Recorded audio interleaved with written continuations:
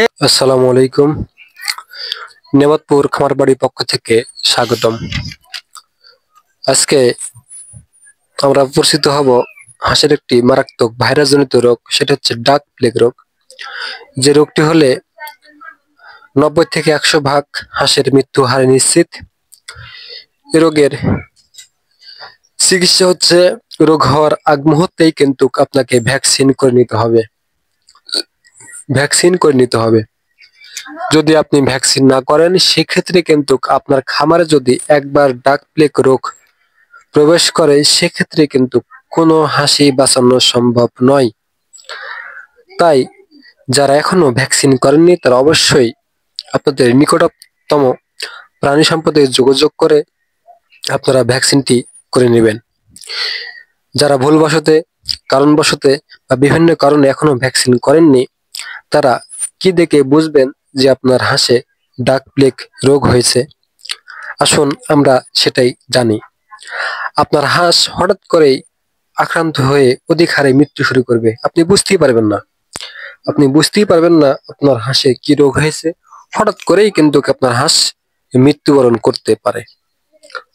আপনার হাঁস কিন্তু অত্যাধিক পরিমাণ পানির পিপাসা থাকবে এবং পানি পান করবে অত্যধিক পরিমাণ। যেমন আমাদের যদি জ্বর আসে তাহলে কিন্তু আমাদের একটি পানির পিপাসা লাগে। খাদ্য গ্রহণে অনীহা অর্থাৎ অরুচি, আপনার হাঁসকে আপনি খাবার দিবেন কিন্তু আপনার হাঁস সেটা খাবে না, মাথা নিচু করে শুয়ে থাকবে অর্থাৎ ঝিমাবে, চোখ দিয়ে পানি ঝরবে। যদি আপনার হাঁসটি যদি ডিম দিয়ে থাকে অর্থাৎ ডিম উৎপাদন একেবারে বন্ধ হয়ে যাবে। কখনো কখনো আপনার হাঁস কিন্তু পা হাত অবশ হয়ে যাবে, যাকে বলে আমরা প্যারালাইসিস। শ্বাসকষ্ট হবে অর্থাৎ আপনার হাঁসের শ্বাসকষ্ট হবে, নাক মুখ দিয়ে তরল পদার্থ নির্গত হবে। আক্রান্ত হওয়ার পর 1 সপ্তাহের মধ্যে আপনার হাঁসটি কিন্তু মারা যেতে শুরু করবে। এ রোগের মৃত্যু হার কিন্তু 90 থেকে 100 ভাগ।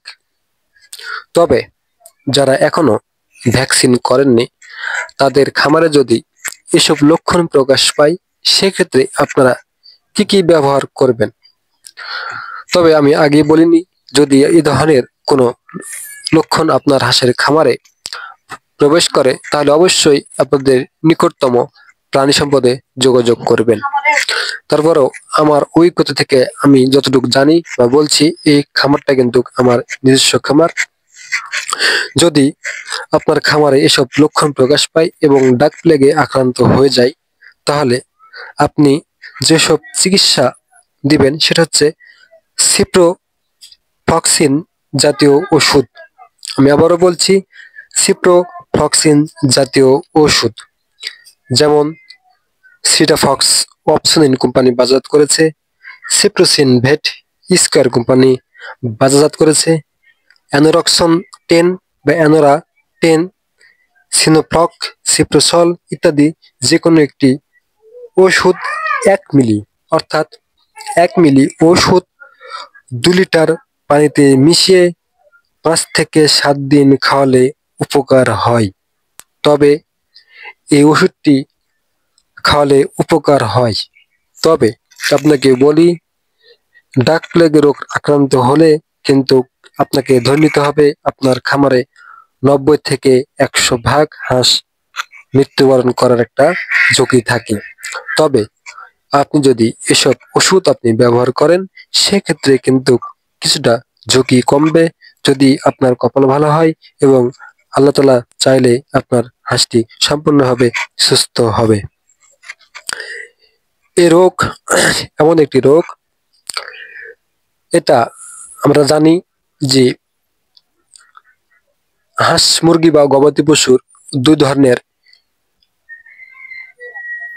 যারা রোগ হয়ে থাকে, একটা হচ্ছে ব্যাকটেরিয়া জনিত রোগ, একটা হচ্ছে ভাইরাস জনিত রোগ।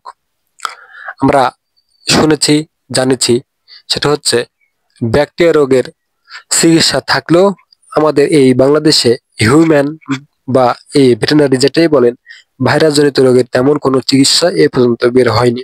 তবে রোগ হওয়ার আগে যদি আপনি ভ্যাকসিন নিয়ম অনুসারে ব্যবহার করে থাকেন তাহলে কিন্তু এই রোগ হবে না।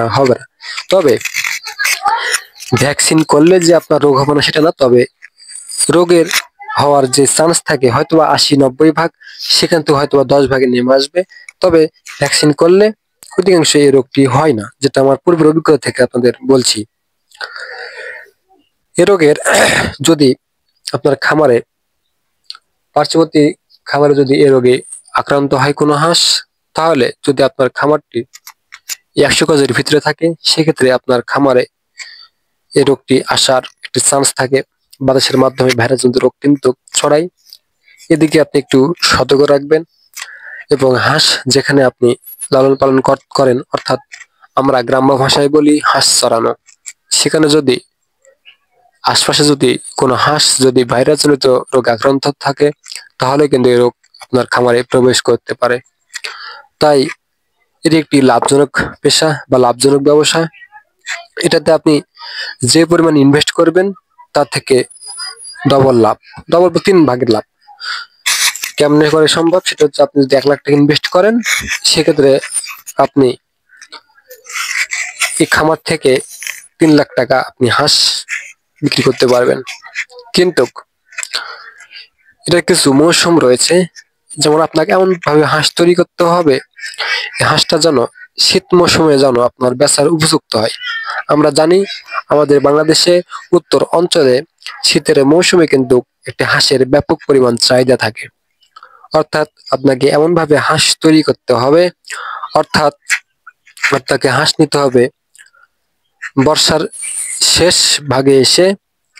এই হাঁসগুলো আপনি লালন পালন করবেন এবং ডিসেম্বর মাসেই কিন্তু আপনাকে সেল দিয়ে দিতে হবে।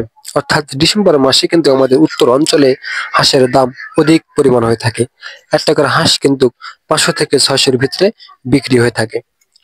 তাই আপনারা হাঁস পোষার আগে হাঁসের বিভিন্ন রোগ সম্পর্কে জানতে হবে। আজকে আলোচনা করলাম ডাক প্লেগ রোগ সম্পর্কে, হয়তো বা আগামীকাল আলোচনা করব হাঁসের অন্য কোনো এক বিষয় নিয়ে, যেটা আপনাদের অত্যন্ত জরুরি।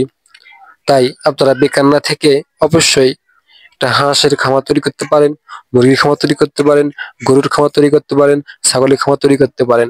কারণ খামারে যদি আপনি দেখে শুনে লালন পালন করে থাকেন, তাহলে খামারে লস হওয়ার চান্স খুবই কম।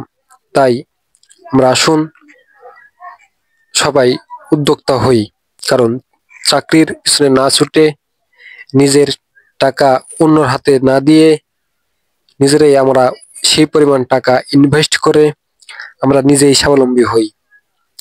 ভাই সত্যি কথা বলতে, হাঁসের খামার করে ঠিক আছে, হাঁসের খামার করে কম মানুষই সাকসেস হয়েছে, তাদের ব্যর্থ পরিমাণটাই বেশি। তবে জেনে বুঝে হাঁস লালন পালন করলে হাঁসে কোনো লস নেই, হাঁসে কোনো লস নেই।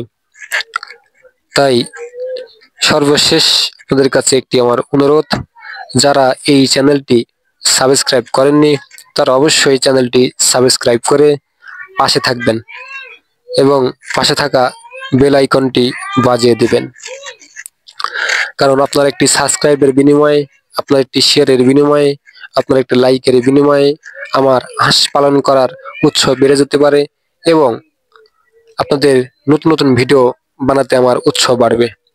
তাই সবাই ভালো থাকবেন, সুস্থ থাকবেন। আমি এই বলে আমার কথা শেষ করছি। আসসালামু আলাইকুম। আবারও নেমাতপুর খামার বাড়ির পক্ষ থেকে স্বাগতম। ধন্যবাদ।